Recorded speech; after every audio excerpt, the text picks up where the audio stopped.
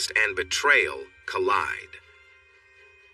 Before meeting my wife, I was like any other guy from the Midwest, dreaming of finding the perfect woman. I imagined meeting her in the same places my grandma used to talk about, like church. If not for a series of unexpected events, I might have done just that. But my new job right out of college took me in a different direction. I tend to take my time making decisions, but I finally decided to go straight from my undergraduate degree to a master's. I thought that by doing this, I'd be ahead in life. I figured I could skip years of working under people with more experience. I was convinced that experience didn't matter as much as a degree. After all, I had a diploma that said so after 2.5 years. What I didn't realize was that a 25-year-old with a master's degree and no hands-on experience didn't carry much weight in the engineering world. In fact, it felt like it made things harder for me. From day one, it seemed like everyone was against me. At first, the pressure to meet deadlines was overwhelming. But luckily for me, my boss's director was someone who liked to socialize after work, despite his nerdy appearance. Pocket protector, pens, the works. He led some of the most advanced aerospace projects, and surprisingly, he was the only one who ever invited me to any of these after-hours gatherings. I was new and didn't quite fit in, especially with my master's degree. I didn't look or act like the rest of the team. I always considered myself decent looking, and unlike most of my coworkers, I had experience with relationships. This made me stand out, not always in a good way. It was a strange situation. On one hand, I didn't really want to hang out with most of the people in my department. On the other hand, I knew that networking with them was probably the key to making more money in the long run. Thankfully, my second-level boss liked me from the beginning. Even though he never said it directly, I knew he saw me as a valuable asset. He hoped that by inviting me to events, I might bring along someone interesting, maybe even introduce him to a friend. You know how sometimes you meet people through other people? That's what he was banking on. I had been in similar situations before, usually relying on a friend to help me meet new people. One evening last fall, after finishing up a long overdue project, the group started talking about really celebrating after work. It seemed like the perfect opportunity for something different to happen. I kept to myself, as I was used to doing, when Don, my second-level boss, came up to me. "John, I know it hasn't been the easiest adjustment, but you're doing better than anyone expected. You were a big help in making our deadline on the LM project. Just so you know, we're all going to Brooks Cabaret tonight, and everyone would like to see you there." I was excited to be invited. It wasn't that I was desperate for plans, but it felt good to think I was finally breaking through the barrier that had been there from the start. Before the end of the day, several of the guys came up, patted me on the back, and apologized for the cold shoulder they had given me earlier. They encouraged me to come along. It wasn't surprising that the place they picked was an upscale club. Most of the guys in my department were single, earning well over $100K a year. They all had an "I'm so smart" attitude, and if they toned that down a bit, they could probably have a wife or girlfriend at home. They had a lot going for them. Before leaving that day, the plan was set to meet at the club's parking lot at 9 p.m. I was one of the first to arrive, so I got out of my car and walked up to the front door to wait. Over the next 20 minutes, everyone else began to arrive, dressed like they weren't exactly aiming to impress anyone. Suddenly, the door to Brooks swung open and Don yelled, "What are you guys waiting for?" I didn't realize he was already inside. He stepped out and started ushering everyone in. We followed him, and he led us to 3 tables pulled together on the side of the stage. Even before we reached the tables, I noticed 2 incredibly attractive women sitting at the end closest to the bar. I tried to position myself near the end of the table, close to the women, but Don grabbed me by the shoulder and said, "Hey, Tim, sit with me." I didn't have much choice at that point. As we walked to the middle of the tables, I made eye contact with one of the 2 women sitting nearby. For the first time in my life, I felt my heart skip a beat. We exchanged a look that felt like an instant connection. It was as if, in that brief moment, we understood each other without words. Later, I learned her name was Tess. She had a warm, captivating smile and made a point to sit next to me. I was nervous, caught up in her presence, from her light brown hair tied in a ponytail to her graceful demeanor. Everything about her seemed perfect, and she had an air that made anyone feel lucky to be near her. Looking back, I think she might have been wondering how I ended up in this group of people. It quickly became clear to me that our table was the prime spot for attention from all the women in the place. They saw it as the best opportunity to earn money quickly. I mean, with 12 well-paid guys who probably hadn't had much experience with women, it made good business sense. Within an hour, I saw large sums of money being handed over to the dancers. The owner of the club caught on to this quickly. Seeing how much cash was flowing at our tables, he decided to give everyone free drinks for the first hour. They even had something I'd never seen before in a club, those little discs that light up when your table is ready, like at a restaurant. I could handle my liquor pretty well, but it became obvious that most of my coworkers couldn't. The woman I had shared a meaningful glance with earlier noticed me trying and failing to stop some of them from drinking too much. She walked over to me and said with a smile, "Looks like you're playing babysitter tonight." I replied, "No, just trying to keep them from embarrassing themselves too much." She then asked, "I've seen all these guys here before. Are you a friend or relative?" At that moment, I realized she didn't know I was part of the group, almost as if she couldn't believe I was professionally connected to them. I responded, "No, I'm the new aerospace designer on the D-35 project at Adyne, trying to save a deadline for a new part, and wondering if these guys can actually help me keep my job." As I explained, she gave me a surprised look, half smiling and wide-eyed, like she didn't believe me. "Well, excuse me, Professor," she said, clearly skeptical. "So if I ask one of these guys, they'll say you really work with them? Do you even know what they do? I've seen this group before and they've earned their place. I respect that. You seem nice, just don't lie to me." Instead of getting defensive, I found it kind of funny. It was flattering that I didn't fit the geek image they gave off. I chuckled and said, "Yes, if they can still talk clearly, they'll probably say, 'He works harder than we do and deserves the credit, but we've been tough on him.'" It became obvious that these guys were regulars at the club, always bragging about their salaries, their work, and how smart they were. They were trying to cover up the fact that they weren't very good at impressing women. Still, I wasn't bothered by her doubts. I found her skepticism kind of refreshing. It was clear she had seen and heard a lot in her line of work. Just moments after my reply, she said, "Hold on a second," and walked toward Dawn. That's when I truly noticed how stunning she was. I had already admired her beautiful smile, but as she took those few steps, I couldn't help but notice her grace, her tanned legs, petite waist, her blonde hair bouncing as she moved. Everything about her seemed perfect, and I found myself mesmerized. She leaned down to talk to Dawn, who already had company on both sides. I realized she was checking to see if my story was true. I saw her hug him and say something I couldn't hear over the music, confirming my guess. When she returned, her eyes wide, she said, "I'm not used to being wrong, but oh my God. Don said you're one of the most brilliant young engineers he's ever met. I can't believe you work at AD." At that moment, I realized the unexpected benefit of having a boss who had clearly had a bit too much to drink. Since Don was not exactly in his sharpest state, I wasn't about to correct him. I just felt a sense of pride that he would say something so kind about me. As she sat back down, she stayed quiet for a moment, just looking at me with a half smile, shaking her head as if in disbelief. Then, completely out of the blue, she said, "I stand corrected. When you guys first came in, I told my friend Renee you had to be a good-looking friend or relative. You just don't seem like the type to work at AD. We've known Don for a long time. He's been coming here for years. He's such a sweet guy." I responded, "Yeah, Don is a great guy. He's my boss's boss." I had had a few drinks by this point, and the night was starting to feel like it was slipping away. I started thinking it might be time to head to a regular bar, where I might have a better chance of meeting someone. I figured there was no way I could leave this place with someone like Tess, and I didn't want to spend all my money just for a nice conversation. I stood up and said, "Tess, I'm really glad I met you. You're an incredible woman, someone I could never dream of being with, but will always remember. Take care of my coworkers. They're good guys, but they're getting pretty drunk and have way too much money on them." I'll never forget the look she gave me at that moment. It was as if I had broken her heart, and that's when I realized how much I was starting to care about her. She grabbed my arm and said, No, don't go. I need you here with me. I can't keep this group in line by myself.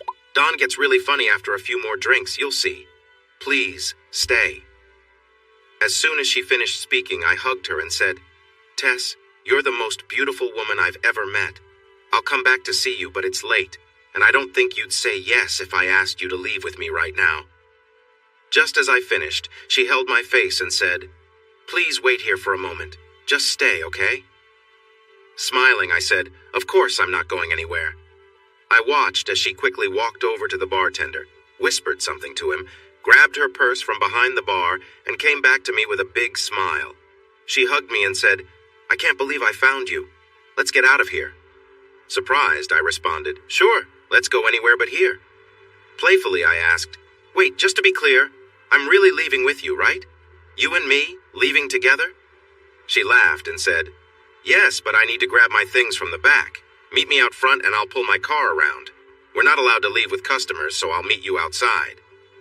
I nodded and headed over to say goodbye to Don. As I did, he joked, "You lucky guy. You're the first one to leave here with an angel, and Tess is a real angel. Don't mess this up. She's a good person, and if she says you're trouble, you're done." Laughing, I replied, "Don, I promise. I'll treat her with the utmost respect. Who knows, I might be inviting you to our wedding." He chuckled, though his words slurred a little. "She's a gem. If you upset her, I'll personally make sure you're gone.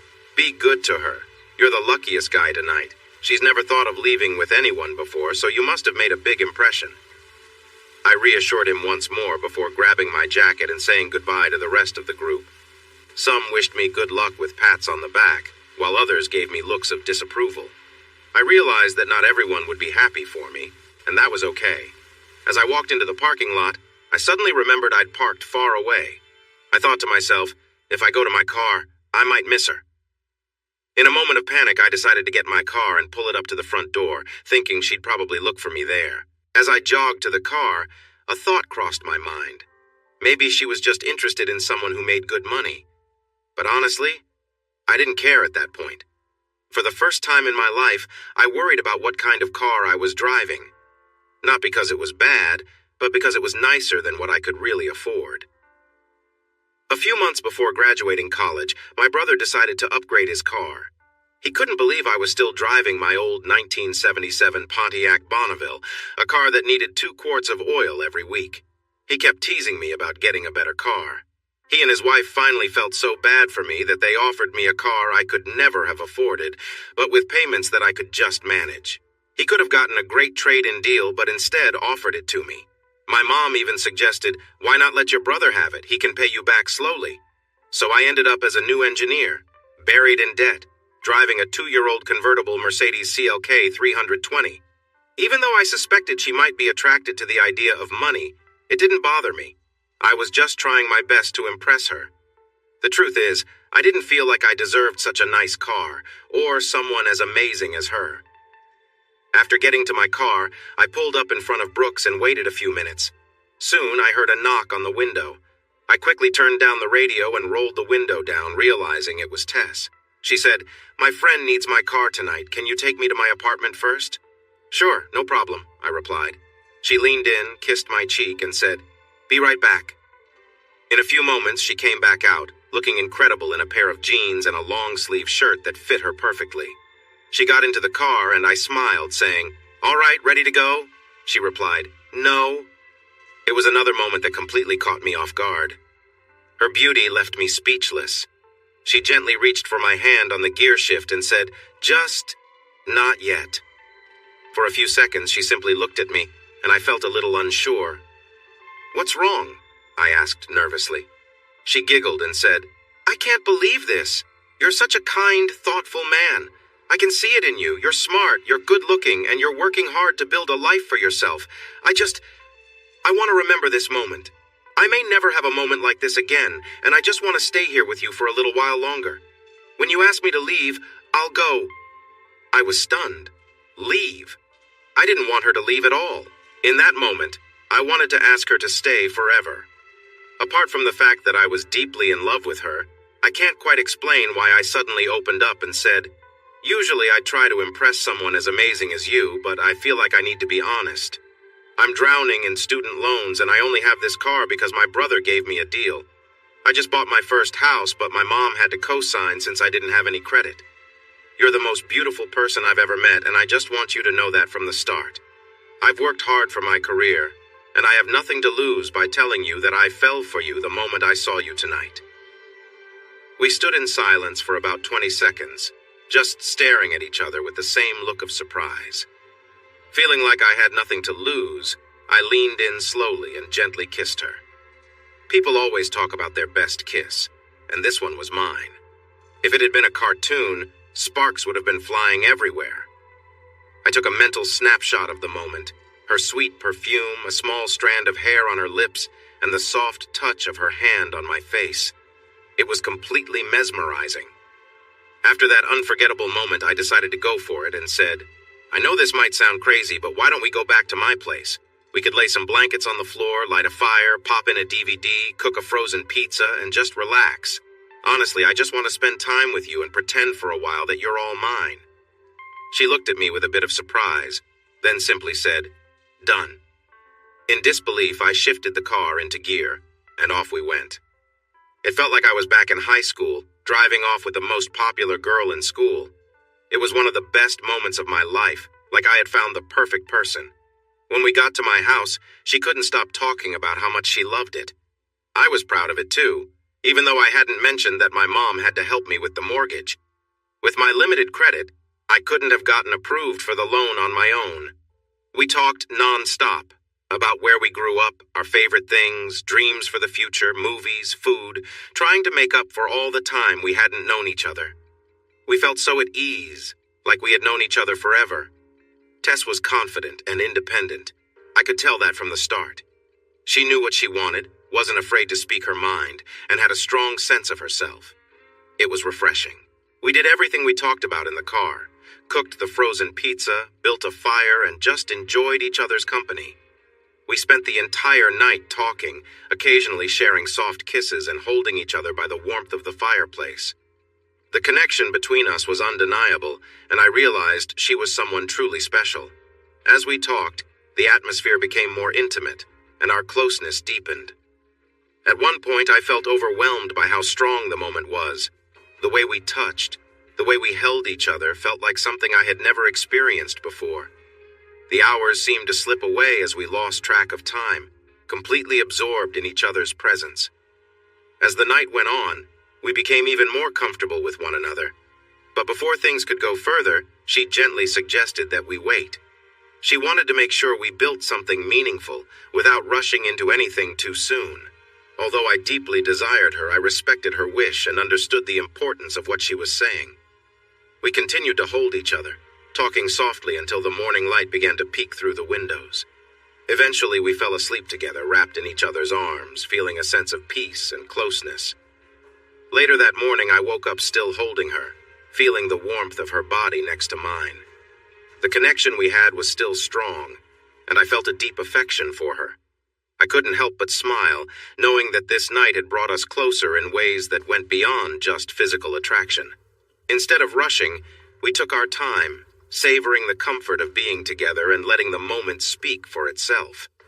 It was clear that what we were building together was special, something that didn't need to be hurried but would grow naturally over time. A gentle night fell over the quiet room, and as I lay beside her, I could feel the connection between us growing stronger. The closeness we shared made every breath feel significant, like we were both aware of the unspoken feelings between us. There was no rush, just a quiet moment where time seemed to slow down. As our bodies rested near one another, it became clear that we were both fully present, sharing in the silence. Her touch on my side signaled her understanding, like we were communicating without words. There was a shared comfort, something that brought us even closer, without the need for anything more than being in the moment together. We moved in sync, finding a rhythm that felt natural. Each shift in position brought us closer, our connection growing deeper as we embraced the unspoken bond we shared. The warmth of her body, the gentle rise and fall of her breathing, and the way we moved together all combined into a moment of complete togetherness. It was an unforgettable feeling, a closeness that seemed to fill the space between us. The intensity of the moment left us both in awe of the connection we had discovered. Every part of the experience felt heightened, as if the world around us had disappeared, leaving only the two of us. As the moment reached its peak, There was a shared understanding that everything had changed between us, a feeling of completion that neither of us could deny. In the quiet aftermath, we stayed close, wrapped in the warmth of the bond we had formed. The night had shifted something between us, leaving us both content and deeply connected in ways we had never expected. After an intense moment, I began to calm down, releasing my grip on Tess's hip. My body felt exhausted, and I gently collapsed onto the pillow beside her. We both caught our breath, and she whispered, "Just stay close to me." She took my hand and held it to her lips, kissing it softly as if she didn't want to let go. We stayed like that for a few minutes, quietly holding each other. Eventually, she giggled and said, "Could you grab me a towel or something? I think we're a bit of a mess." I reached for my shirt and handed it to her. As she wiped herself, she laughed again. "You might need to wash this later." We lay there for a while, chatting lightly. When out of nowhere, she asked, "You want me to go now, don't you?" I looked at her, surprised. "Tess, of course not. Why would you think that?" I stood up and said, "Come with me," taking her small bag with us as we walked through the house. We were both still completely comfortable with each other as we walked. I could barely take my eyes off her, stumbling into things as we moved. When we reached the master bedroom, I started clearing out space in the dresser, moving my clothes into another drawer. Then I made room in the closet, shifting my clothes to one side. Tess kept giggling, asking, "What are you doing?" When I finished, I said, "I don't know why you thought I wanted you to leave, but I just made space for you. You've got a spot in the drawers, one side of the closet, and your car can have the left side of the garage. And if you want, we can go grocery shopping later since I've been eating out too much." Before I could finish, she hugged me tightly. "You're too good to be true," she said, her voice cracking. "This can't be real. If it's not, I don't know how I'll handle it." Tears filled her eyes as she said, "John, this scares me. We just met, and I've never been this close to someone so quickly. I'm afraid of getting hurt." I gently reassured her, reminding her of what Dawn had told me, which seemed to calm her down. I then told her we could take things slowly. I had never felt such a deep connection with anyone before, and I wanted to see where it could go. It took a few weeks before Tess felt comfortable enough to stay with me for more than one night. But after a couple of months, we found ourselves grocery shopping together, picking out curtains, bedspreads, dishes, pretty much everything you need when you're setting up a home. Before we knew it, we were basically living together. One Saturday evening, after 3 wonderful months together, we were browsing a bed and bath store. Tess was thrilled, like a kid in a candy store, carefully choosing everything. I could tell she hadn't had a lot of nice things before because she spent so much time looking at each item. I insisted on paying, but she didn't want me to. She made a decent living at her job, but still kept her apartment. Sometimes I would sneak and pay for things at the counter before she even noticed. That evening, she spent almost 20 minutes deciding between 3 different sets of towels. Then she turned to me, smiling with all 3 sets in her arms, and said, "They're all so pretty. I want the house to be pretty." Without even thinking, I pulled her close and blurted out, "I love you." She dropped the towels and threw her arms around me, her face lighting up. "You said it! You love me, John. I heard you. Did you mean it? Oh, I love you too, John. I love you more than anything. Say it with me. I love you." It was a moment I'll never forget. The people in the store probably thought we were crazy, but we didn't care. We were so caught up in each other that nothing else mattered. After telling each other, "I love you," more times than I could count, I grabbed all the towels she had been considering and bought them. Tess was so happy, she was practically bouncing with excitement. As we walked out, she even shouted back into the store, "He loves me! He said so!" It was the best night of my life, even if the store staff thought we were a little odd. Our relationship grew into something deep and meaningful, the kind of love I had never experienced before. We started visiting each other's families, letting them know we were a serious couple. Tess's family didn't have much, and her father was a bit distant and hard to get to know. But her mother adored me and told me privately that she'd never seen Tess so happy. Tess had been through a tough relationship before, and her mom was grateful that she had finally met someone who treated her well. My parents were supportive from the start. My mom was a bit surprised when I told her Tess used to be an exotic dancer, but she quickly got over it when she saw how happy we were together. Tess and my family got along wonderfully, In fact, my dad, who never let anyone drive his boat, let Tess take the wheel the first time we went out. She was impossible not to love. We even invited both sets of parents to fly to Denver for Thanksgiving, and it was a real treat to have everyone together. Surprisingly, everyone got along well, though Tess's dad still had a bit of his usual attitude. He seemed to feel uneasy around anyone who was doing better than him. But I must admit, he had softened a lot since the first time I met him. Tess, along with both of our mothers, had a great time preparing the meal, setting the table, and making sure the men stayed out of the kitchen. It turned out to be the best Thanksgiving of my life. As we all sat down, Tess and the moms admired the beautiful table they had worked so hard to create. My mom looked at me and said, "John, this is your home. You say the blessing." I tried to pass the honor to someone else, but after some playful back and forth, I decided it was time to do something I had been thinking about for a while. I started the blessing like any other, but as I looked around at everyone with their heads bowed, I added, "And dear Lord, I want to thank you for Tess. She means everything to me, and when I ask her to be my wife, I hope you help her say yes, amen." Before I could finish, Tess jumped up, screaming with excitement, hugging her mom, then my mom, and then running to me, kissing me over and over. She was so thrilled, bouncing around like crazy for at least 5 minutes. My only regret was that we didn't catch it all on video. Both moms were teary-eyed, as was Tess. Tess then rushed outside to the front porch, and in this nice, quiet neighborhood I could only afford with my parents' help, she yelled, "Yes, yes, I will marry you. I'm marrying the man I love." Normally, my parents would have been embarrassed by something like that, but my mom was so caught up in the excitement that she was cheering and hugging my dad just as wildly. My dad finally raised his glass to me and smiled. Tess's dad, however, sat there almost as if he hadn't noticed what had just happened. When things settled down a bit, my mom, grinning, asked, "So, when's the wedding? I want grandkids." My dad shook his head at her and walked over to give me a hug.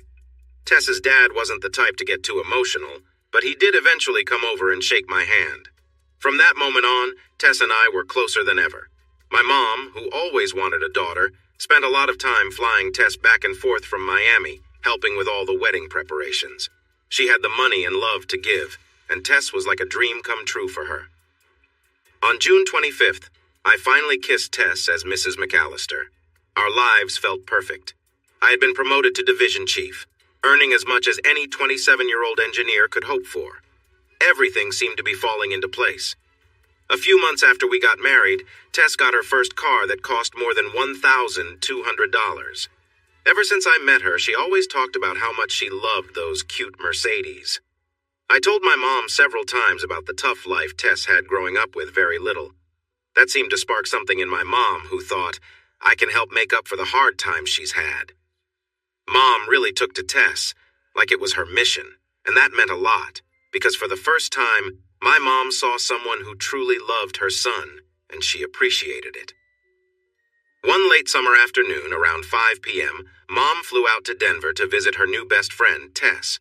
Before she left that Monday, she decided to take us to a Mercedes dealership, just for some window shopping to wrap up the day. My mom knew Tess was smitten with the SLK model, but she also knew Tess still held on to her old 1999 Ford Explorer. Even after we got married, Tess worked hard to show that she hadn't married for money. She preferred to keep her old SUV rather than have anyone think she married into a wealthy family. My mom had a great sense of people's character, and I'd learned a lot from her in that regard. Before we left the dealership, she casually asked Tess, "If you could choose one, which one would it be?" Tess laughed and said, "Oh, that's easy, the red one. Did you see that interior? The Bose sound system? And it has the upgraded V6 engine, too." It was all just lighthearted talk. Then, out of nowhere, my mom motioned to the sales guy who had been helping us, and as casually as picking out groceries, said, "Give her the keys to that one." The sales guy, eager to help, said, "Absolutely, that's our top model SLK, and you'll love driving it. Let me just grab a temporary tag. I'll have to come along for the ride, though." I started to feel suspicious and shot my mom a look.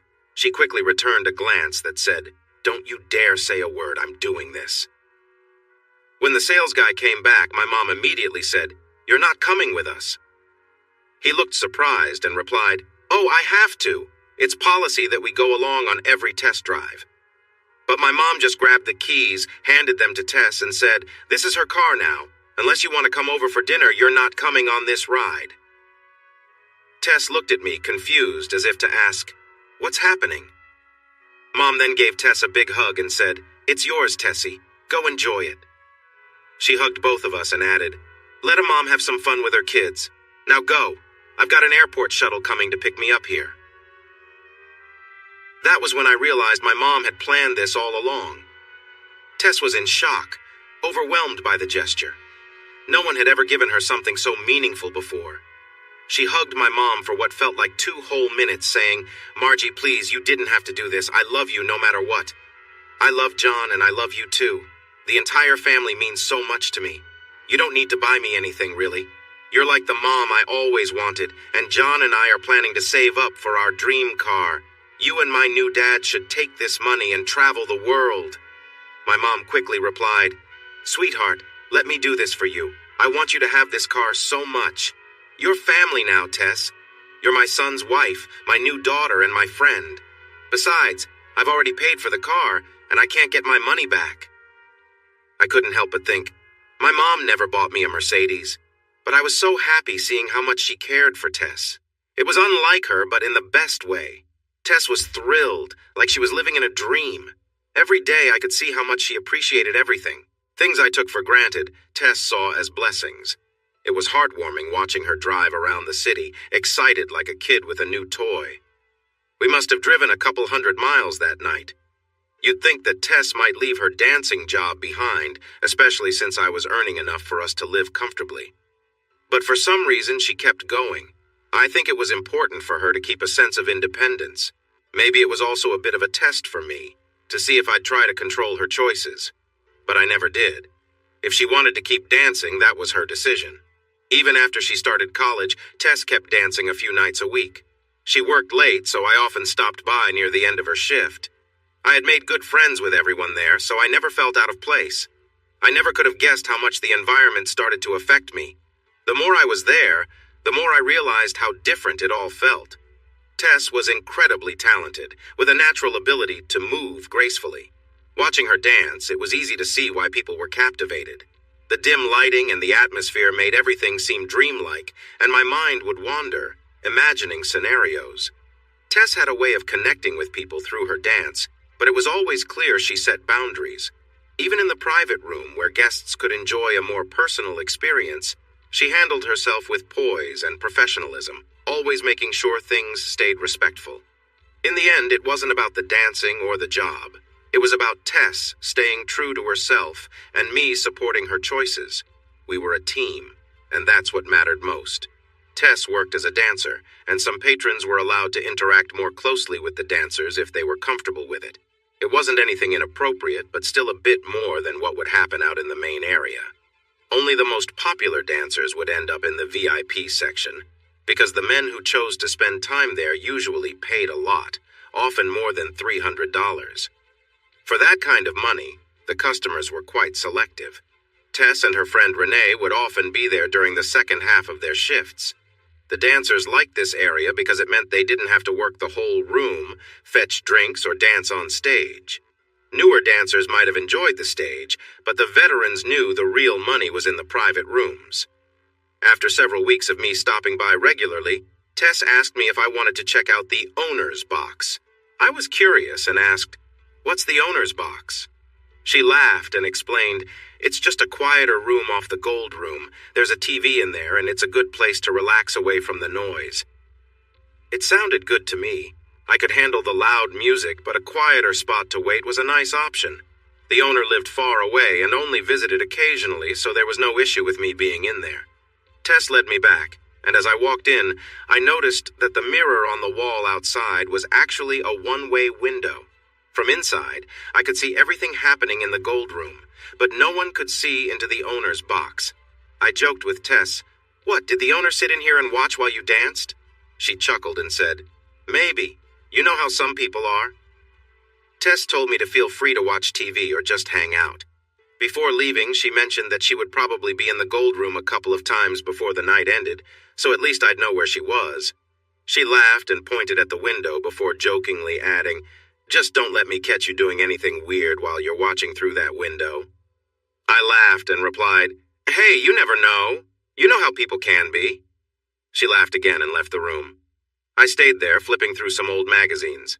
About 10 minutes later, I heard a soft noise and turned around. Tess was closing the door to the gold room and guiding a guy towards a long couch that was positioned directly opposite the window. Even though I knew the window was one way and no one could see me, I found myself standing off to the side, feeling slightly nervous about watching. There was something strange about the situation, but at the same time I couldn't help but feel drawn to the room's design and the view it provided. Tess knew I was in the room, but she couldn't see me, and the man she was with had no idea I was watching. I began to wonder why Tess had suggested I stay in this room. Maybe she just wanted to give me a quieter space, but part of me thought she wanted me to see what went on in the gold room. I couldn't quite figure out why. Was it to reassure me that nothing out of line was happening, or to see how I'd react? Maybe she thought I'd be okay with it. Honestly, I didn't know for sure. The man sat down with a drink while Tess turned away from him, leaning toward the mirror. The way she was looking at the mirror made me think she imagined I was standing there, watching. Her eyes were slightly lifted, not staring at herself, but looking at the space where she thought I would be. As she danced, there was something playful in her expression. She smiled a little, touched her lips, and occasionally bit her lower lip. She was wearing a tight electric blue dress and heels, and I could only imagine how the man must have felt watching her. Tess turned and sat across from him, her knees on either side of him. She kept glancing back at the mirror. At one point, the man placed his hands on her waist, and I noticed she didn't move them away. I had seen her dance many times, but this felt different. It seemed like she wanted me to see everything that was happening. I was focused on every move she made when suddenly Tess got up and gestured to the man that she'd be back in a second. I quickly composed myself, sitting down in a chair as the door opened and shut. Tess walked in, and I met her halfway. Hey, baby, how do you like this room? She asked with a playful look. It's great, I replied. Much quieter than out front. She glanced at me with a mischievous smile. Is that all? Just quieter? At this point, I gently brought Tess closer and began to kiss her. She then pulled away slightly, giggling and asking, Are you sure there's nothing else you like about this room? I understood what she was hinting at, but I needed to respond carefully to stay composed. As she playfully asked a couple more times, I replied, It has a nice view too. She looked momentarily surprised, though I knew what she expected to hear. She then said, Renee mentioned that sometimes people enjoy a bit of playful teasing. Is that true? She placed her hand on mine, and before I could respond, she smiled and asked, What do you like about it? Please tell me, I really want to know. As she continued to ask and laugh, I adjusted her dress slightly. She moved her leg a bit, allowing me to reach out. The moment our hands touched, I felt a strong connection. Trying to stay mindful of her questions, I responded openly. As our interaction continued, she stopped asking questions and began to show her affection in her own way. After a short while, I leaned in and kissed her again before softly saying, Sometimes I find myself imagining different scenarios.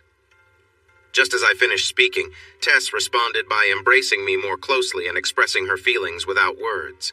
I waited for her to say something, but she continued to hold me tightly, sharing the moment silently. Up to this point in my life, I couldn't remember a more meaningful moment. Her silence made me realize that our roles had shifted. Still unsure how to interpret her actions, I asked, Is imagining different things why you wanted us to be here? It was interesting that just moments before, I was the one feeling uncertain. Now I could see she was also contemplating her response. In the few minutes we had been interacting, our connection had grown stronger. The more we communicated, the closer we felt. After only a short time, it seemed like our bond had deepened significantly. I kept asking her the same questions, enjoying that I was now the one seeking answers.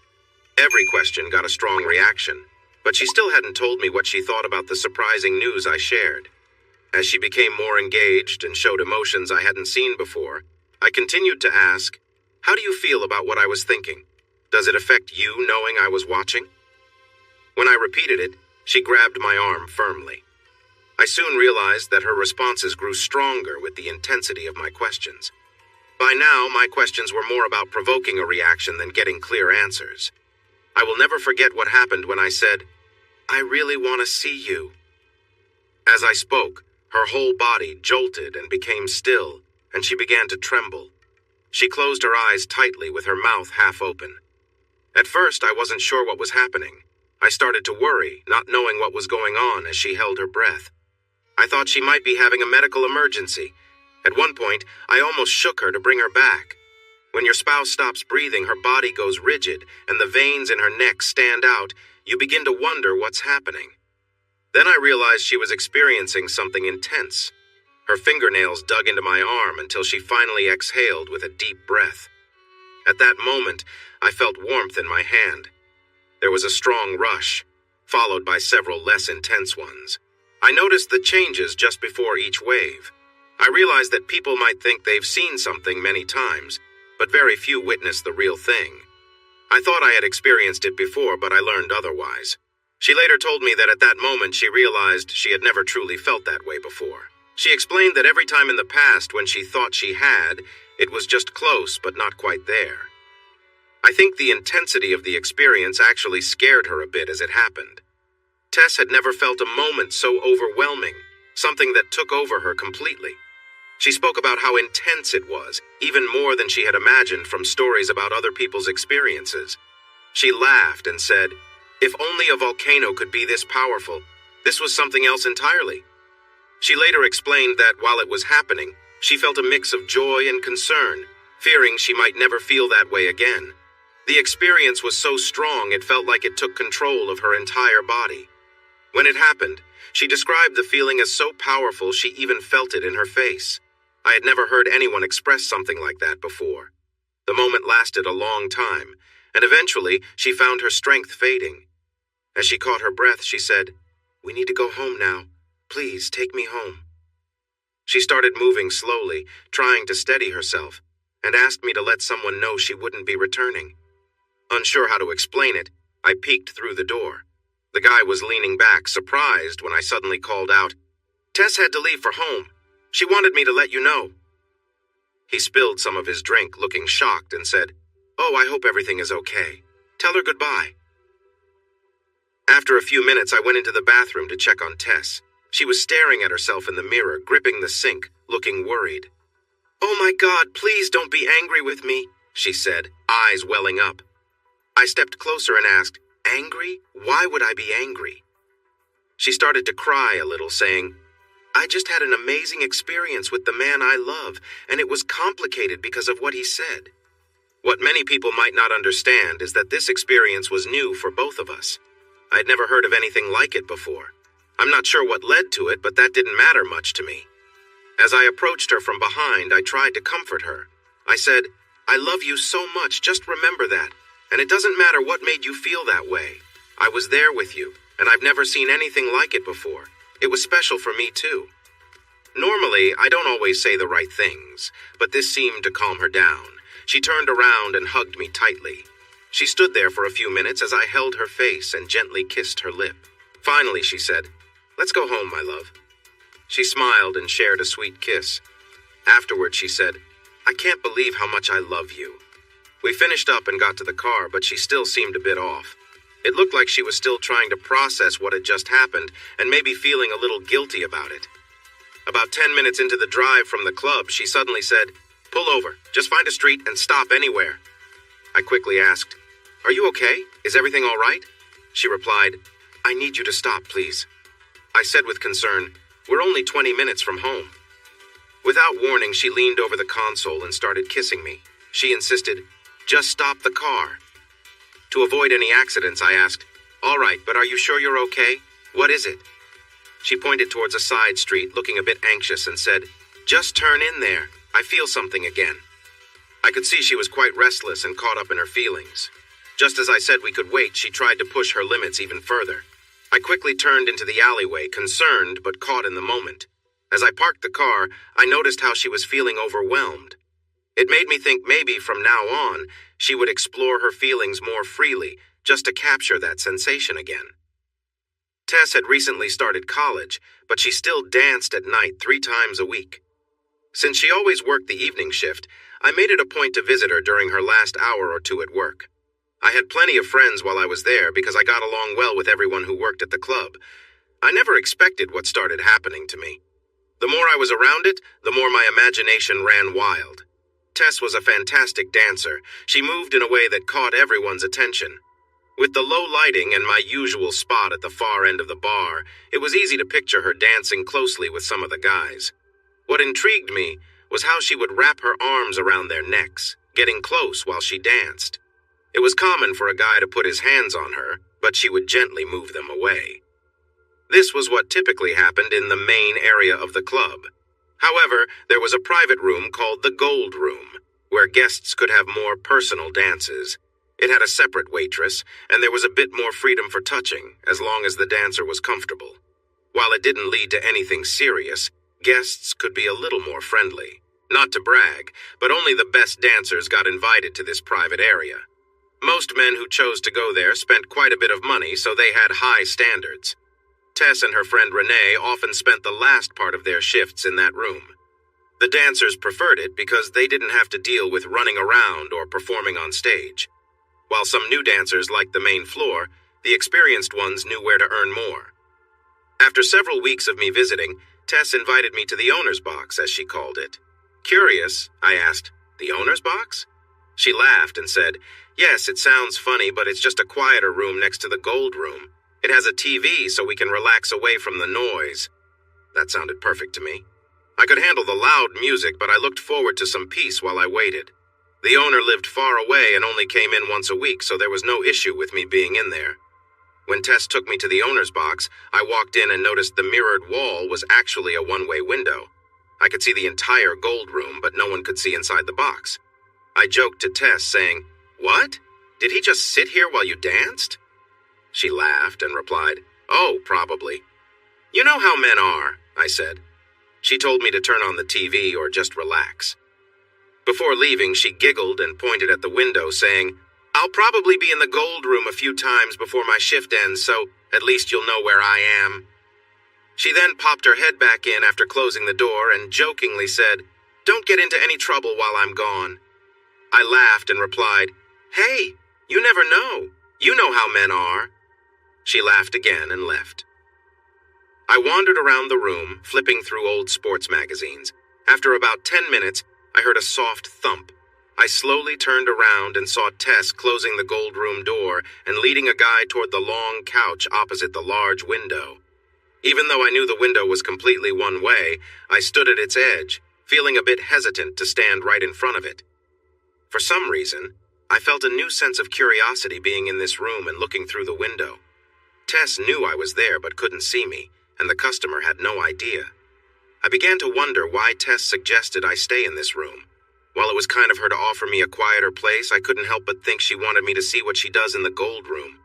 Maybe it was to reassure me that nothing inappropriate was happening, to gauge my reaction, or perhaps she thought I might find it interesting. I honestly didn't know which it was. Perhaps all three. The guy sat down with a drink, and Tess turned toward him and leaned near the mirror. The way she looked at it made me think she imagined I was standing right behind it. Her eyes were slightly raised, so I knew she wasn't looking at herself. She seemed to be picturing where I might be watching. The expression she gave as she moved made me feel uneasy. She gave a playful glance as she moved. I could only imagine what the guy saw since Tess was wearing her usual work outfit. Eventually, she sat beside him. She kept glancing back at the mirror. At one point, the man placed his hands on Tess, and for the first time, I saw her react differently when someone touched her. It was then that I noticed my hand moving without thinking. I had seen Tess interact with many people before, but this time felt different. First, I thought she wanted me to watch what was happening. Second, I had never been in a situation like this while feeling distracted. The combination of watching Tess with someone else and feeling uneasy made my emotions run high. I was completely focused on her movements when suddenly she stood up and signaled to the man with a "be right back, just 1 second" gesture. I quickly gathered myself and moved to sit in a chair as the door opened and closed. As I started to walk toward Tess, she asked, "Do you like this room?" I quickly replied, "Oh yes, it's great, much quieter than out front." She then asked playfully, looking out of the corner of her eye, "Is that all? Just quieter?" At that moment, I pulled Tess closer and began to kiss her passionately. She then pulled away slightly and asked, "Is there something else you like about this room?" I knew what she was trying to get me to say, but I had to be careful with my response, wanting to stay in control. As she asked a couple more times, I answered, "It has a pretty good view, too." Her mouth opened slightly as if she was surprised, though I knew she expected that answer. She then explained, "Renee said I should let you come back here, that sometimes people like to watch their partner." "How true is that?" She placed her hand near me, and before I could respond, she smiled and said, "Wow, Renee was right. What do you like about it? Tell me what you like. I really want to know now. You have to tell me." As she continued asking and laughing, I lifted the front of her dress and reached out. She moved her leg slightly, allowing me to approach her. The moment I did, I felt a new level of excitement. Trying to stay calm while answering her questions, I expressed my feelings openly. As I interacted with her more firmly, she stopped asking questions and began to respond warmly. After about 10 seconds, I leaned down and kissed her again, then gently pulled away and said, as I watch, "I'm imagining that you're with someone else." As soon as I said it, Tess moved her body closer to me, responding with a long sigh. I waited for her to say something, but she just kept leaning in and kissing me passionately. Up to this point in my life, I can't remember feeling something this exciting. It hit me that I had surprised her with my words. Still puzzled by her silence, I asked, "Is it because I talked about you being with another guy that you brought me back here?" Funny enough, just moments before, I was the one unsure of what to say. Now it was her turn to think. With each moment, I noticed how much she was caught up in the moment. I could feel that she was very engaged as I kept talking. The more I spoke, the more intense the feelings between us became. I continued asking her questions, relishing the fact that I was now the one who needed to know. Each question brought a strong response from her, but she still hadn't shared her thoughts on what I had said. As she became more involved, I asked, "Does it excite you to know what I was thinking? Did you realize I was so aware of you, picturing you being with someone else?" Just after I repeated the question, she grabbed onto my arm, clearly lost in the moment. I quickly understood that her excitement grew with each question I asked, so my comments became more about sparking her feelings, and less about really finding out what she was thinking. I will always remember what happened when I said, "I wish I could see you with someone." At that moment, her entire body tensed, and I noticed her reaction. Her eyes closed tightly, and she seemed to hold her breath. I started to worry, unsure of what was happening. It seemed serious, and I was concerned. When someone you care about suddenly stops reacting like they normally do, you really start to question what's going on. I quickly realized something intense was happening. I could see she was trying hard and holding her breath, but I didn't know why. Her grip on my arm was very strong until she finally breathed out with relief. As she exhaled, a warm liquid flowed into my hand and down her legs, my wrist and forearm as I knelt down. There was a strong flow followed by several smaller ones. Each time her grip tightened around my fingers. I learned that many men think they've experienced numerous intense moments, but only a few have truly felt it. I used to believe I had, but I was wrong. Later, she told me that this was the first time she had a real, intense experience. Before, she thought she had felt it, but it was only in her imagination. This experience was so powerful that it frightened her. Think about it. You've never felt something so overwhelming that it took over your body. It might be scary for her. Tess had heard that some people see bright colors or imagine big events during such moments. However, she said her experience was so strong that nothing could compare. She joked, if a volcano could match that power, but it was even more intense.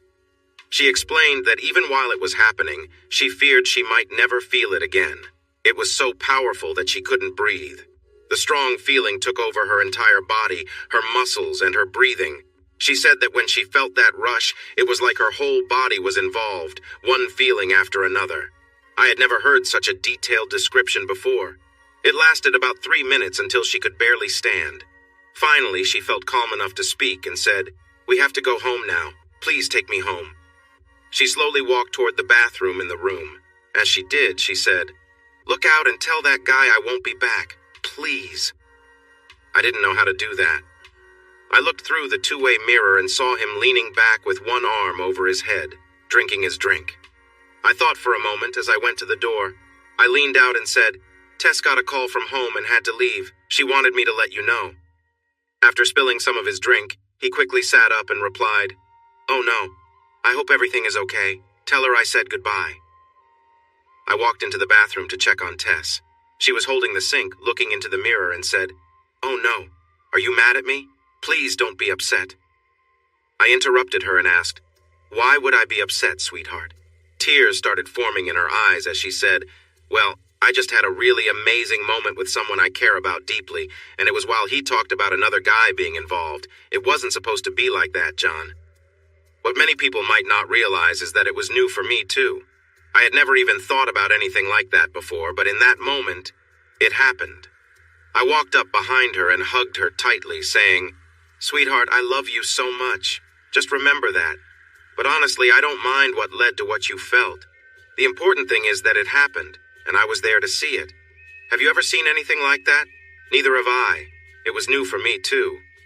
Normally, I struggle to find the right words, but this seemed to comfort her. She turned around and held me tightly for a long time. After a few moments, she said, "Let's go home."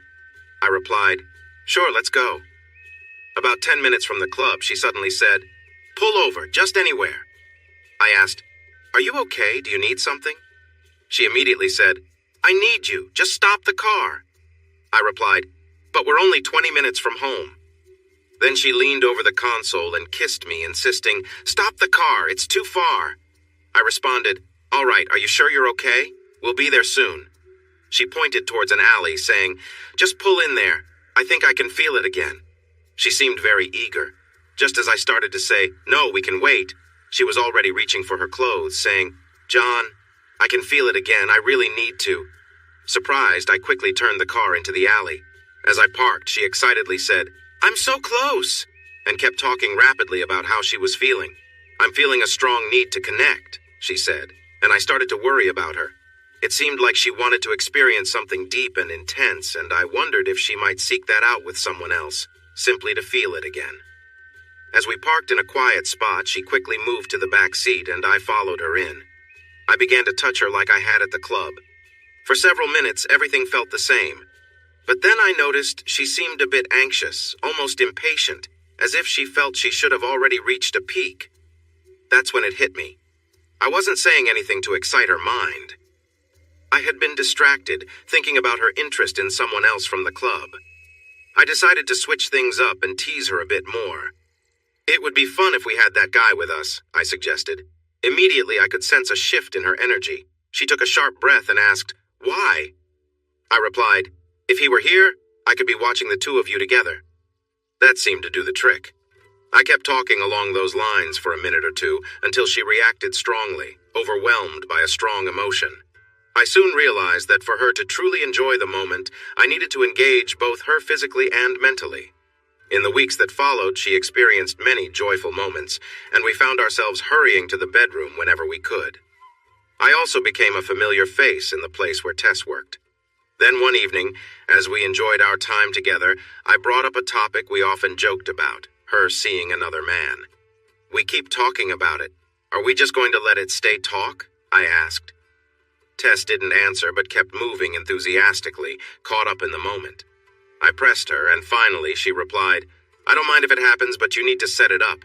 I don't want to be the one arranging it." That made sense to me. I thought it was better this way too. The last thing I wanted was to walk in and find her with someone else asking me, "What do you think?" The thought made me anxious as I started to wonder how I would approach it, when it would occur, and if I really wanted it. Days went by as Tess and I continued to talk about the idea. Just discussing it led to some passionate moments between us. I started to wonder if things were good enough between us. Our relationship had never felt stronger, yet she hadn't been with anyone else. But if I was honest, we had mostly been enjoying the idea of it, which can only last for so long without action. This made me turn to the internet. One weekend, while Tess was visiting her mom, I found myself looking at various websites about what we had been discussing. At first, I felt strange searching for men who might be interested in Tess, but I thought it was better than approaching a stranger and asking, "Hey, would you like to spend time with my wife?" I was surprised and relieved to find so many people interested in similar ideas. It made me feel less odd about it. When I searched on one of the sites within 100 miles, I couldn't believe how many results came up. There were at least 300 profiles that matched what I was looking for. It was a little overwhelming at first. When someone starts exploring this kind of fantasy, tough questions come up like, what age, type, etc. When just dreaming about it, I hadn't really thought about those details. I just imagined someone with Tess. Now, though, it felt like I was choosing options for a car. I've always thought of myself as average, not too big or too small, but being with Tess was never a problem. But now that I was considering someone else, it suddenly felt important. The more I looked, the more my imagination expanded. After sorting through hundreds of profiles, I narrowed it down to about 15 guys, all living within a reasonable distance. I sent messages to all of them, but didn't get any replies. Later that evening, I shared a few photos of Tess, making sure her face was unrecognizable. They showed her amazing figure without revealing her identity. I logged off shortly after creating our profile, but just before going to bed, I thought I'd check the site again for any responses to Tess's pictures. Several hours had passed, and I assumed there would be some notices. As soon as I logged back in, I saw that my inbox was flashing with 37 new messages. I expected a lot would be junk, but I was amazed to see that 10 of the 15 I had contacted replied, along with several others. At that moment, I felt a sense of pride. Tess was definitely one of the best women on the site, no matter how you looked at it. Out of the 10 women who replied to my messages, 6 shared their phone numbers, email addresses, and other ways to connect.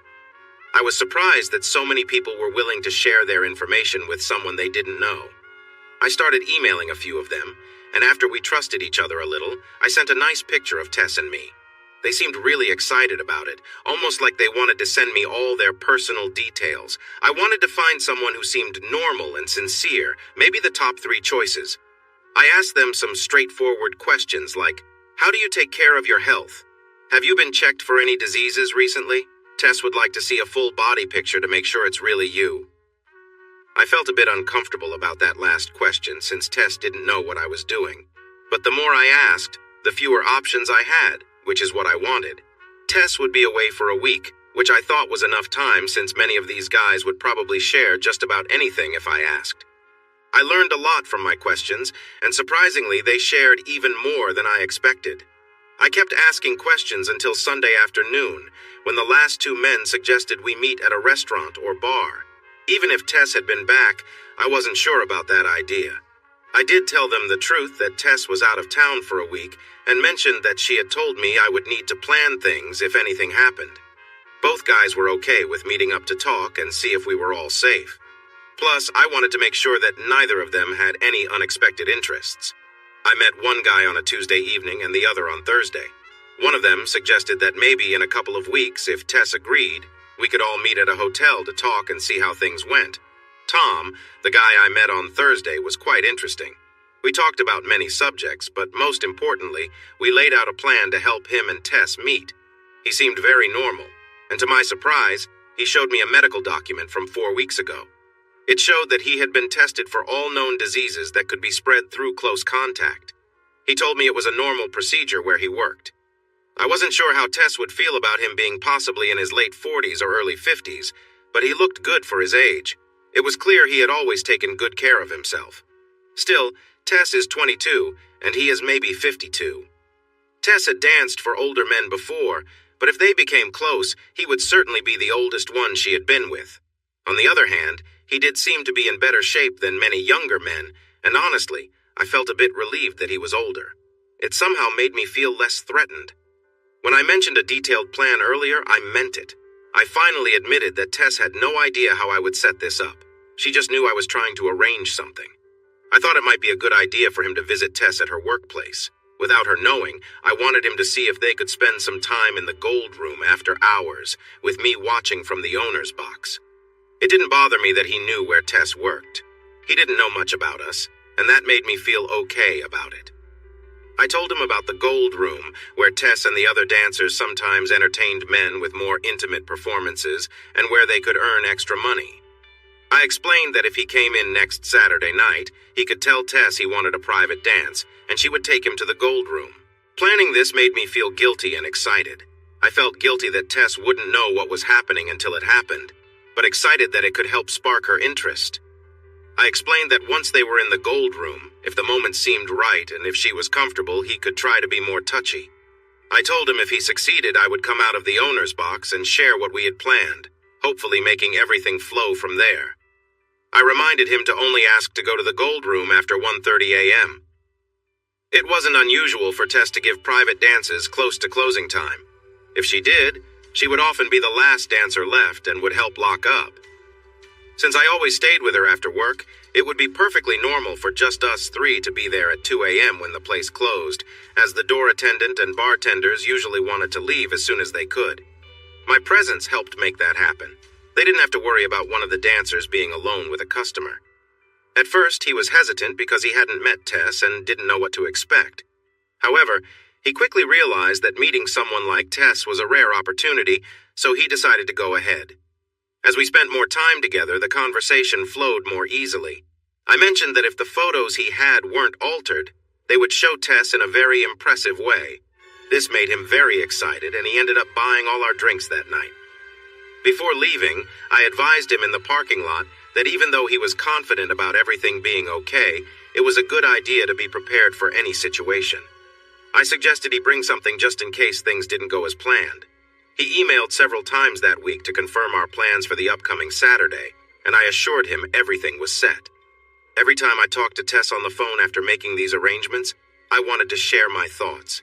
But I decided it was better to keep things spontaneous, believing it would make the experience more natural. Tess returned to town on Friday at noon, and I picked her up from the airport. She greeted me warmly with hugs and smiles, acting as if she had been away for a long time. The rest of the day was normal, but later that night, I couldn't stop thinking about what was about to happen. I debated whether to discuss my thoughts with her, but decided to wait and see how things unfolded. That evening, Tess and I spent time together, and the experience felt different from usual, partly because I was anticipating the next day's events. It's important to note that my initial intention wasn't to arrange anything specific for her, but things developed naturally. I compared one of the items in the room to something I had seen before, but I wasn't sure if it was exactly the same. Tess seemed more relaxed than ever, and I was confident she would handle whatever came her way. Despite any challenges, I knew she would do her best to make the situation work. In many ways, I hoped his size was smaller than what I saw in the pictures. I wasn't sure how I would feel if Tess got really interested, or if he made her feel more pleasure than I could. As Saturday evening came, I watched Tess go through her usual routine. She took her time in the shower, shaved her legs, and picked out her outfit. I felt so nervous that I could hardly speak without sounding silly. Several times she asked, "Are you okay? You seem a bit tense." I lied and said, "Oh, I'm fine, really." Tess had many nice outfits, but this time, as she showered, I found myself looking through them. I wanted to pick the most beautiful one. Finally, I chose a tight white dress that came just above her knees. Even as I took it to the bed, I imagined how nice she would look in it. When Tess came out of the shower, she said, "Oh, thanks. You picked this dress for me. You've never done that before. It must be your favorite." I quickly replied, "Oh, you have no idea." Tess drove to work like usual and said, "I'll see you later. Try to come by midnight so I won't miss you too much." She gave me a kiss and left. As soon as she drove away, I called Tom and said, "Well, she's off to work. We'll soon find out how this goes." He calmly replied, "If it doesn't work out, at least we tried." I laughed and said, "True. I'll be there around midnight too. You should arrive around the same time. I'll be at the far end of the bar." Waiting for 11:30 p.m. felt like forever. I couldn't wait, so I left a few minutes early. I reached the club and greeted friends I had made over time. I settled at my usual spot at the bar and asked Mark, the bartender, for a drink. He raised an eyebrow and said, "Not like you, John. What's going on?" I answered, "Just feeling like having a drink." I started to worry if Tom was going to show up. By 12:20 a.m., he was still missing, and I was taking shots so fast that I might not even recognize him. Just when I was about to give up, I saw him walk in and pay at the door. He must have found my spot because he walked straight toward me. We shook hands like old friends, and I ordered him a beer. I kept enjoying my drink, a wild turkey. Tess came over a few times while I was at the bar. She noticed me drinking and gave me a little sign. I did my best to explain what I was doing, just like I had told Mark before. After Tess signaled, I saw Mark quietly pour some drink into a glass and mix it with soda. She leaned in and told me that all the girls had a special sign for when they wanted a drink. The owner let them have a little to drink, but they couldn't order when customers were around. This was their way of getting around the rule. Plus, the girls made sure to give good tips to Mark, so he was always happy to help them out. Around 1:25 a.m., Tess came up to me and I could see she had a nice buzz going. I, on the other hand, was feeling really good. When Tess reached me, I said, "Hey there, Tom has been saying great things about you all night and wants to see what the gold room is like." Tess smiled widely and jokingly said, loud enough for Tom to hear, "Are you my gold room manager now?" We all laughed, and then she added, "It's getting late, but I suppose I could show him. By the way, in case he hasn't mentioned it, he's my husband. But don't worry, he understands. He's never told me to stop dancing." Tom responded, "That's awesome. I bet you really enjoy it too, right?" She smiled and replied, "It keeps me fit, and until I finish college, it's the best money I can make. I was dancing when I met John." As Tess and Tom continued chatting about our relationships, I couldn't help but wonder if Tom might think we were too nice a couple for this to happen and decide to leave. I asked Mark for another double drink and stepped off my stool, hinting that I was heading towards the gold room. Tess took the hint and told Tom to go ahead and take his beer. She would join him in a few minutes. Those few minutes were always my time with Tess in the owner's box. But this time felt very different. I got there first and quickly made my way to the owner's box. Just 20 seconds after I arrived, I watched through the mirror as Tess came in with Tom and sat him down on the couch. She then said, "I'll be right back. Just going to freshen up. Don't go anywhere." Tom replied nervously, "No problem. Take your time. I'll wait here." Tess quickly entered the room. She looked amazing. I found myself admiring everything about her, from her nice feet to her glossy lips and matching nails. She was truly stunning. But this time, when Tess got to me, I didn't say anything at all. I quickly adjusted her dress, and as we kissed, I gently moved her clothing aside. Within seconds, I found myself in a situation I hadn't anticipated and started saying some unusual things. In the past, I had made playful comments, hinting at her being with other men. But this time, I was feeling different and caught up in many thoughts coming together. I began saying things like, "Imagine he's very close to you. Imagine me watching while you interact with him. It would be quite something if things got intense between you two." She became more engaged in what I was saying, moving faster than usual. I was also trying harder to connect with her. Instead of subtle hints, I was being very direct. This continued for a few minutes until she grabbed my arm like she often did right before something significant happened. At that moment, I stopped and began to adjust her clothing completely. She looked at me and said, "John, I was so close. Why are you changing my clothes? I know you wanted to have some fun, but not like this." I quickly responded, "Baby, we're the only ones here, and it's just for fun. Maybe let me watch you interact. It would mean a lot to me." She nervously bit her lip and fidgeted before finally saying, "We'll see. I'm not sure. I'll make sure no one else is around, but I can't promise anything." She wanted to put her clothes back on, but I convinced her to continue. As she left the room, she apologized for keeping the other person waiting. Before approaching him, she said, "One sec," as she opened the door back into the club. She hurried back to me and said, "All the music and lights are off in that area, but I'm not sure if I can handle this situation at work. I love you, and while this is exciting, messing around at work wasn't what I had in mind when we talked about trying new things. I can't promise anything. Besides, he's much older than me." I chuckled and replied, "Just think, you'll be amazing in both your relationships." She stood on her toes, gave me a quick kiss on the cheek, and murmured, "This is crazy, this is crazy." She left the area for the last time, pulling her dress down. I wondered how she would interact without drawing too much attention. There was always loud dance music in the gold room, but this time I watched as Tess approached and lowered the volume a bit. You could still hear the music, but it wasn't as loud as usual. I think Tess was making sure I could hear her if she needed me. As she walked back to the man, she started moving in a very graceful way. When she stood in front of him, she bent down slightly and moved her hair around. She was putting a lot of energy into her dance, more than I had ever seen before. She danced like this for about a minute, then suddenly sat down on the couch next to him. She slowly moved her knee to the side. As she did, her dress shifted a bit. Tess was moving in a lively way, making strong eye contact with me. The way she moved was impressive, especially how she coordinated her movements. The man had his hands on her waist as she continued dancing. She kept this up for about 20 seconds before the man adjusted his position. I wasn't sure how much longer this would continue. It seemed like the man wanted to get closer, and Tess had mentioned before that she wasn't comfortable with him getting too close. The situation was becoming intense, and I felt overwhelmed. He continued interacting with her for about half a minute before moving his hand lower. I watched as his hand moved closer to Tess. I was shocked by what I was seeing. Within seconds, his hand reached a more personal area. He hesitated for a moment before making contact.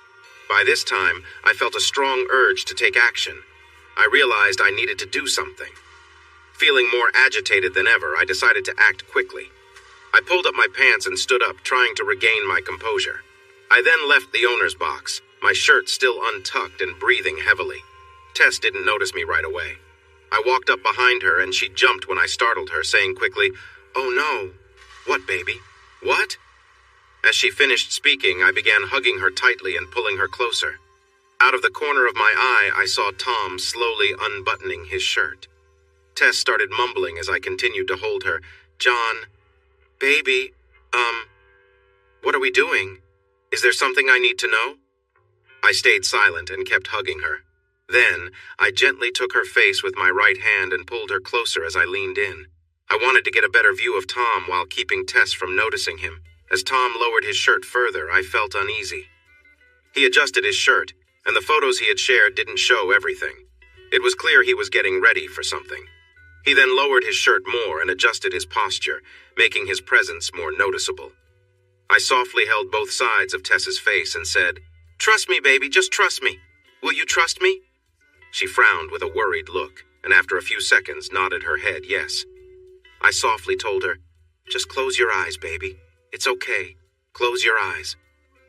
She hesitated for a moment before finally closing them. Once her eyes were closed, I knelt to one knee and gently touched her back. I glanced at Tom and gave a signal to get ready.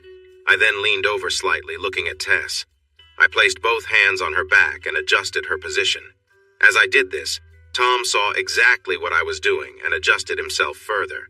When he was in position, I began to guide Tess towards him. She understood what I was doing and went along with it. Within a second, Tom made contact with Tess. Just as I saw Tom engaging with Tess, I stood back up and moved her chin towards me, hugging her from behind again.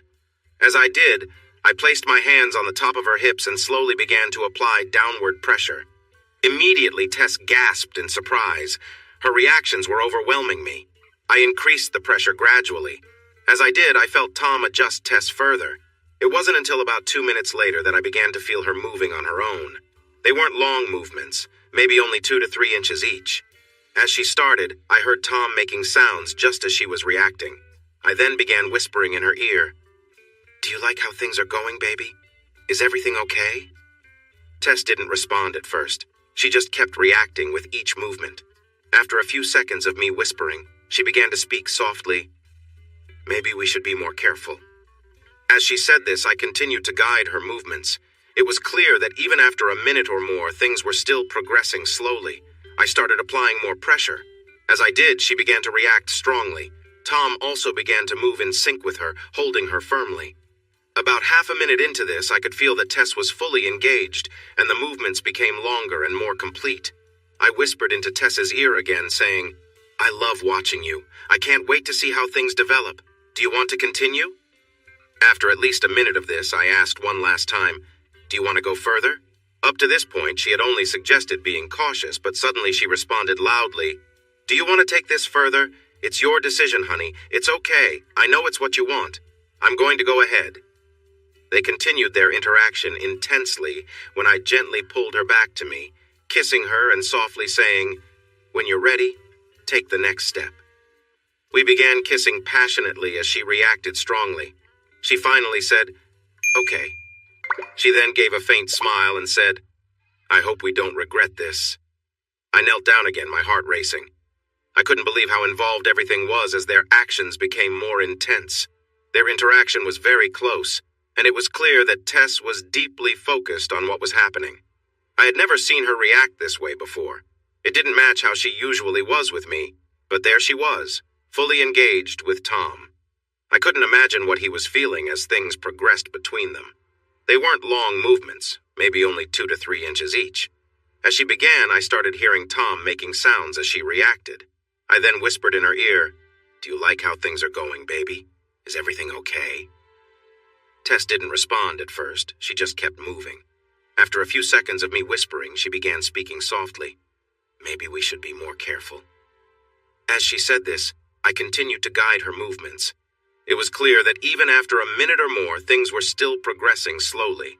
I started applying more pressure. As I did, she began to react strongly. Tom also began to move in sync with her, holding her firmly. About half a minute into this, I could feel that Tess was fully engaged, and the movements became longer and more complete. I whispered into Tess's ear again, saying, "I love watching you. I can't wait to see how things develop. Do you want to continue?" After at least a minute of this, I asked one last time, "Do you want to go further?" Up to this point, she had only suggested being cautious, but suddenly she responded loudly, "Do you want to take this further? It's your decision, honey. It's okay. I know it's what you want. I'm going to go ahead."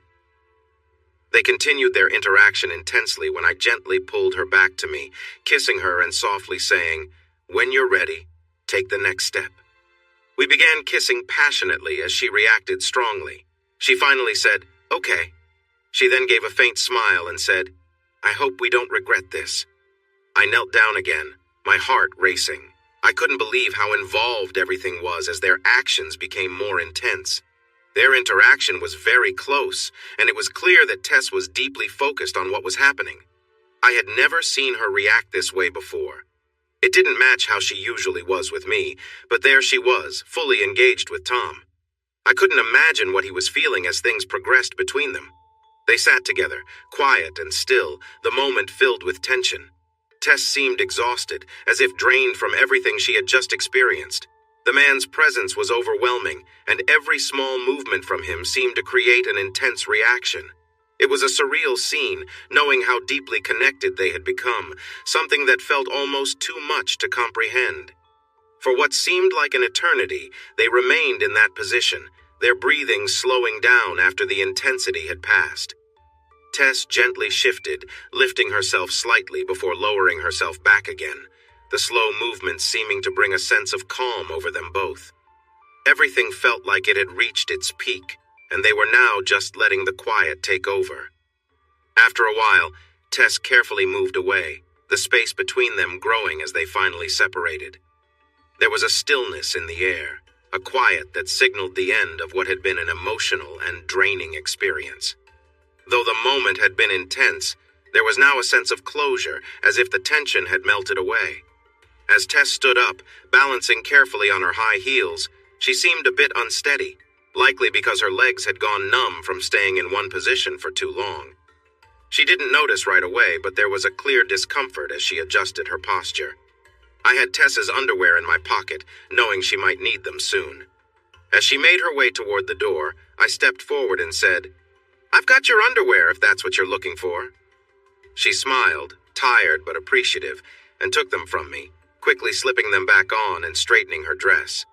She glanced at Tom and said, "I don't want anything more. It's time for you to go. Just unlock the door on your way out." Tom, sensing the change in the mood, wasted no time leaving, doing exactly as Tess had instructed. Tess, clearly drained, walked over to the couch and collapsed onto it, covering her eyes with her forearms, not saying a word. It was clear that something had shifted, and I could feel the weight of the moment. I walked over to her, knelt beside the couch, and gently lifted her arms from her face. "What's wrong?" I asked softly. She sighed, then looked at me with tired eyes and said, "I don't even know where to start, John. We've practically broken every promise we ever made to each other. I don't know how to process it. There's so much to think about." She was speaking from a place of regret, reflecting on what had just happened. It was clear that the situation weighed heavily on her. I listened quietly, knowing that there were no easy answers at that moment. Tess sat quietly, her exhaustion evident. I noticed how tired she seemed, her face showing the strain of everything that had happened. The atmosphere was heavy, and it felt like there was so much unspoken between us.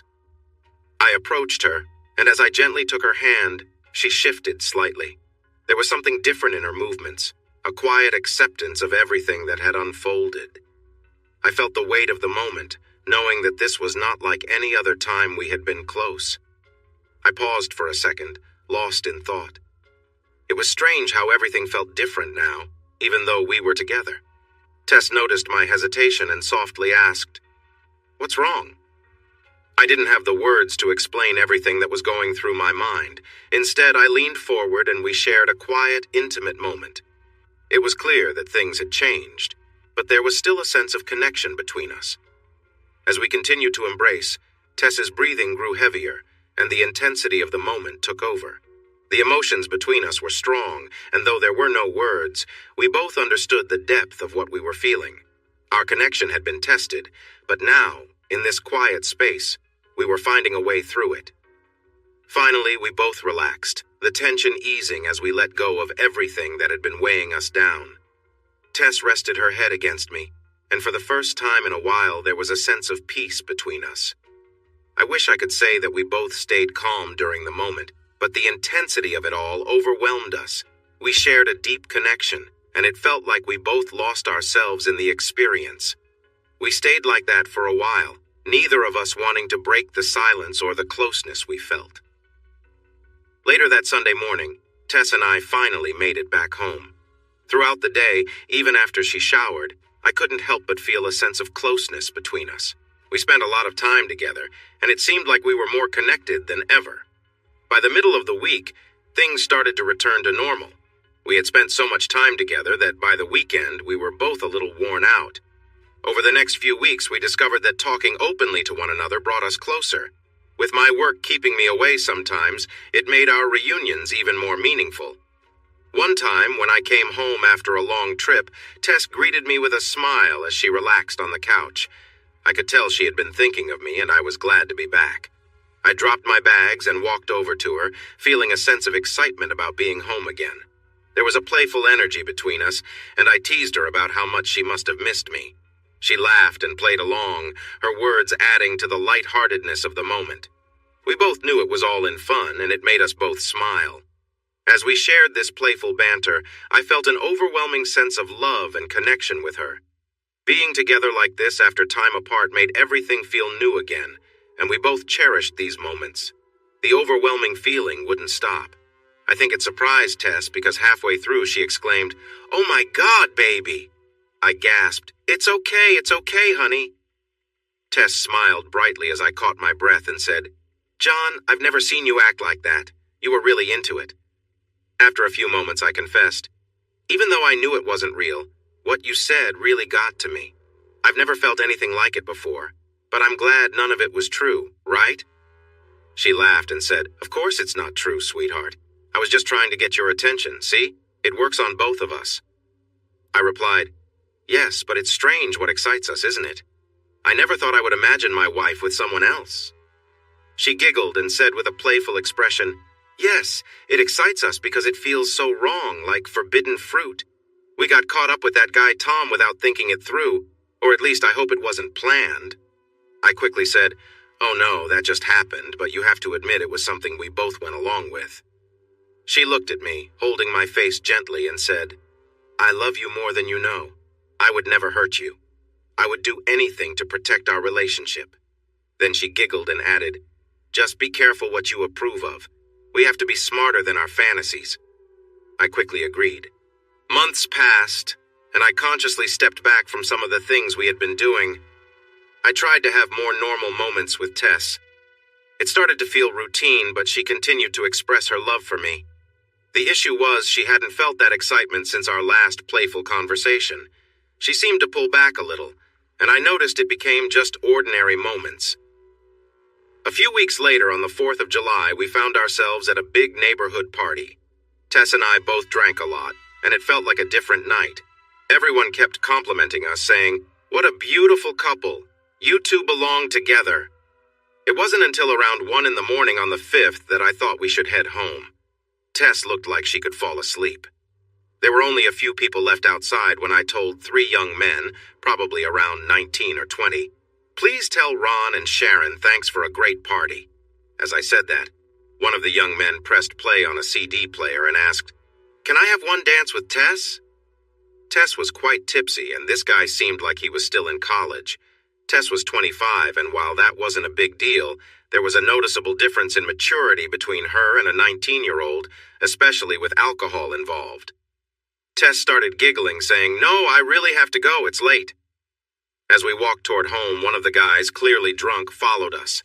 He playfully grabbed Tess around the waist, saying, "Don't go, stay a little longer." Over time, Tess and I started having more open conversations, and I noticed she had become more confident. About 2 weeks after we had run into Tom, Tess started surprising me with some of the things she said.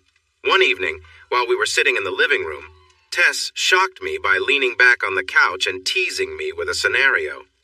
"What if you came home one evening and found someone here with me?" she said, her eyes playful. Caught off guard, I replied, "I'm not sure what I'd do." Tess continued, adding to the story with a mischievous grin, and I realized she was just trying to keep things fun and playful between us. "You know it's just a fantasy, right?" she asked. I could tell she was a little concerned that she might have taken things too far, but I reassured her. "I know, it's all just for fun." She smiled, and we shared a quiet, intimate moment, knowing that our connection was still strong and that we trusted each other. As we held each other close, Tess whispered, "Tell me what you're thinking." It was clear that we both enjoyed these moments of closeness and honesty, even when they caught us by surprise. I had no idea what was happening, so I started to ask, "You know what I want, right?" She answered, "Yes, but I want to hear you say it." Still a bit confused, I asked, "When are we going to make it happen? I want it to be soon." I thought she expected me to say I wanted something specific, and she seemed ready to agree but didn't want to say it first. I asked again, "When are we going to do this?" Just as I finished speaking, she said, "I don't know." At that moment, I was really curious, and I didn't care much about what she meant. She clearly thought that it was something I really wanted. Eager to find out more, I said, "I don't know, other people find a way to do it, why can't we? We could just go online and figure it out." I continued, thinking we were talking about finding someone, asking, "Are you sure you're okay with it?" She surprised me when she answered, "I guess I am. 1 person, 3 people, 5 people, what difference does it make as long as you enjoy it? That's a whole different story." Thanks for watching this video. Don't forget to subscribe to Infidelity Plus to stay updated with more captivating tales of infidelity and payback. Turn on notifications so you're the first to see our latest content.